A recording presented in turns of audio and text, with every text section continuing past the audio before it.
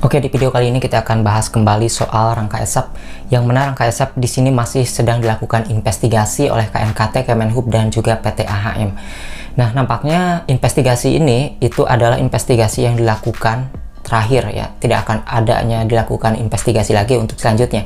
Memuaskan atau tidak jawabannya, ya inilah nampaknya yang terakhir. Oke, selain itu juga kita juga nanti akan melihat bagaimana orang-orang yang memiliki motor Honda Matic yang menggunakan rangka ESAP ini mereview motornya, apakah bermasalah atau tidak. Oke, bicara mengenai recall sendiri ya, apakah nanti akan ada dilakukan recall setelah investigasi gabungan ini dilakukan atau enggak. Recall sendiri itu ada terbagi kepada dua macam recall, yaitu recall mandatory dan juga recall voluntary. Jadi keduanya. Nah, jadi recall voluntary sendiri adalah recall yang dilakukan oleh penarikan mandiri oleh produsennya itu sendiri ya, dan juga staff-staffnya. Kemudian untuk recall mandatory sendiri, recall yang dilakukan oleh badan-badan ataupun lembaga-lembaga yang mengizinkan produk tersebut dipasarkan. Jadi harus ada mandat dulu dari perizinannya gitu ya. Jadi ada recall voluntary dan recall mandatory. Entah recall itu juga bisa dilakukan ke semua produk ataupun juga hanya sebagian aja dengan dipilih nomor batch motor tersebut gitu teman-teman ya.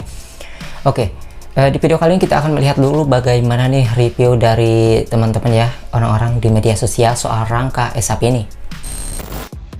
Ini besinya kerompong guys, ini kalau di timbangan guys ya, ini harganya cuma 2000 perak per kilo ini guys. Nih besinya kerompong guys. Kalian apa? Kalian apa? Beat lah. Waduh Ki, bener Ki. Kropos. Mana mantap. Kropos lah.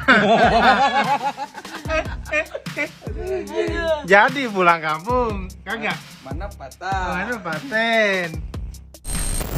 Nah, begitulah kira-kira reviewnya ya. Ada yang karat, ada yang kropos, dan ada yang masih bagus tetapi suaranya ketika diketuk itu suaranya sangat ringan banget.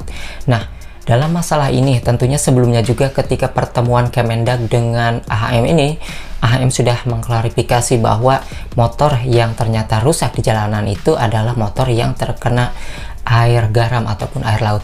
Ya, sebenarnya jika nanti hasil investigasi dari gabungan ini yang mana tergabung adalah KNKT, Kemenhub, dan AHM, misalnya alasannya adalah ternyata motor tersebut itu adalah motor yang di dekat laut, keseringan terkena air laut. Sebenarnya itu bukanlah sebuah alasan yang memuaskan.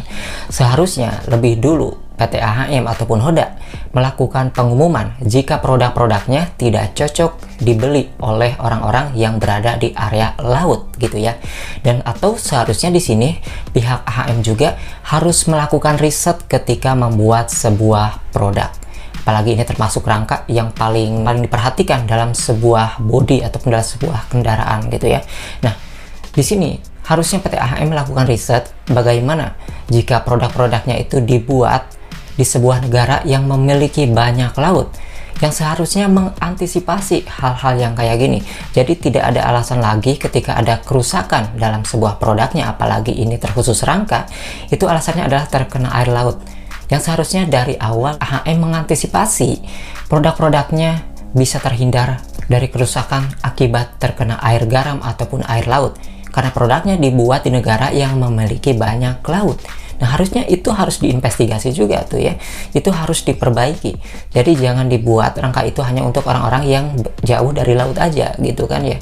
Nah, kemudian rangka-rangka itu juga kemarin ada yang karat tuh, Vario 160 orang Tangerang, Vario 160 berwarna merah.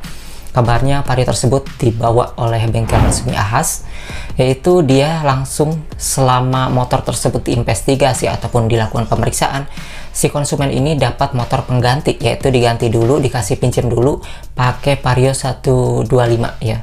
Vario New 125 dikasih pinjam gitu ya, itu sebagai penggunaan untuk sehari-hari mungkin ya, selama motornya itu masih diperiksa. Tapi nampaknya di sini Honda tidak akan melakukan recall ya, karena adapun ketika waktu kejadian VCX itu dilakukan hanyalah pemeriksaan. Honda ingin mengatakan bahwasanya hal tersebut tidak mau disebutkan dengan recall tetapi lebih lembut, yaitu adalah pemeriksaan. Mungkin untuk menghindari sejarah yang jelek dalam catatan Honda mungkin gitu ya. saya tidak tahu itu. Tetapi kemarin selain Honda sendiri, Yamaha setelah melakukan pertemuan mengundang banyak wartawan sebanyak 75 media dan blogger nasional. Itu kalau Yamaha dia langsung pede ya, yang mana dia langsung mau melakukan recall jika terbukti di produknya itu ada yang cacat dari pabrikannya. Jadi Yamaha sendiri akan langsung melakukan recall dia tanpa tanggung-tanggung. Tetapi tentunya Yamaha juga akan melakukan recall dengan prosedur-prosedurnya dulu ya, bahkan garansinya juga sama aja, pastinya harus ada part-part yang original dulu. Sekarang pertanyaannya gini, misalnya motor Honda kita nih, motor Vario kita gredek gitu ya, motor Vario kita gredek, kenapa aku gredek ini enggak diperbaiki sih sama pihak Honda, padahal kalau kita ganti nih dengan kampas otomatis di luar Honda itu gredeknya hilang teman-temannya, padahal nggak harus ganti pin bel ataupun juga roller yang lain, padahal cuman diganti kampas otomatisnya aja itu suara gredek hilang. Nah, kenapa pihak Honda ini tidak melakukan itu, tidak membuat kampasnya agar tidak terdengar gredek di CVT-nya gitu kan? Nantinya memang sih kalau secara mudah kita bilang bisa, nggak apa-apa gredek, kita ganti kampas otomatisnya aja. Tetapi nanti kalau misalnya kita udah ganti kampas otomatis, artinya partsnya itu sudah nggak ori Honda, ketika melakukan klaim garansi itu nggak bisa karena partnya sudah yang lain.